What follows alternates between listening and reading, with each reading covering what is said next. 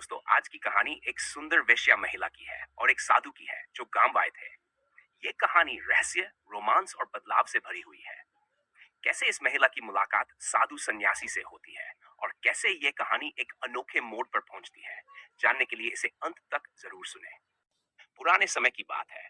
काशी नगर में एक प्रसिद्ध साधु महाराज निवास करते थे। उनकी तपस्या और ज्ञान की ख्याति दूर दूर तक फैली हुई थी।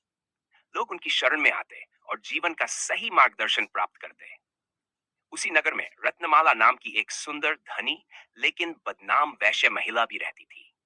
वह अपनी मोहक मुस्कान और अदाओं से नगर के कई पुरुषों को आकर्षित कर चुकी थी, लेकिन उसके हृदय में प्रेम और सम्मान की गहरी प्यास थी। रत्नमाला ने सुना कि साधु महाराज अत्यंत ज्ञानी और निर्मल हृदय वाले हैं। जिज्ञासावश एक दिन वह उनके आश्रम पहुंची। जब उसने साधु को ध्यान में लीन देखा, तो उसके मन में एक अनोखी शांति का अनुभव हुआ। उसने साधु को प्रणाम कर पूछा, महाराज, क्या मेरे लिए भी मुक्ति का मार्ग संभव है? साधु ने अपनी आंखें खोली और मुस्कुराते हुए बोले, हर आत्मा के लिए मुक्ति संभव है, यदि वह सच्चे मन से प्रयास करे। रत्नमाला को पहली बार किसी पुरुष ने उसकी देह से परे आत्मा की दृष्टि से देखा था। वह लौट तो आई, लेकिन उसके मन में अजीब सी हलचल मच गई। क्या सच में वह भी इस सांसारिक बंधनों से मुक्त हो सकती थी? अगले कुछ दिनों तक रत्नमाला बार बार आश्रम जाने लगी। वह साधु के प्रवचनों को ध्यान से सुनती और अपने जीवन को सुधारने के उपाय पूछती।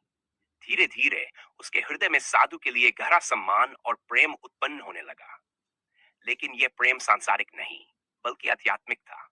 एक शुद्ध, निर्मल प्रेम जिसमें कोई वासना न थी। साधु ने उसकी भावना को भांप लिया, लेकिन वे विचलित नहीं हुए।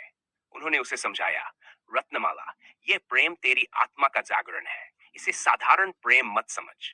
ये वही प्रेम है जो आत्मा को परमात्मा से जोड़ता है। यह सुनकर रत्नमाला की आंखों में आंसू आ गए।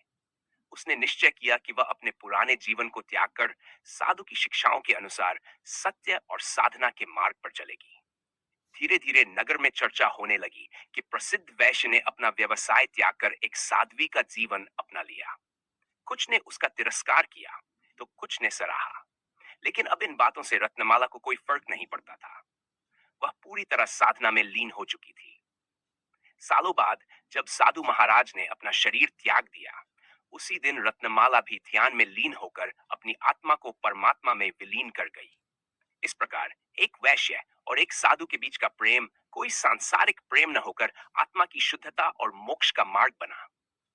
यह कहानी सिखाती है कि सच्चा प्रेम वासना से नहीं, बल्कि आत्मा की पवित्रता से जन्म लेता है।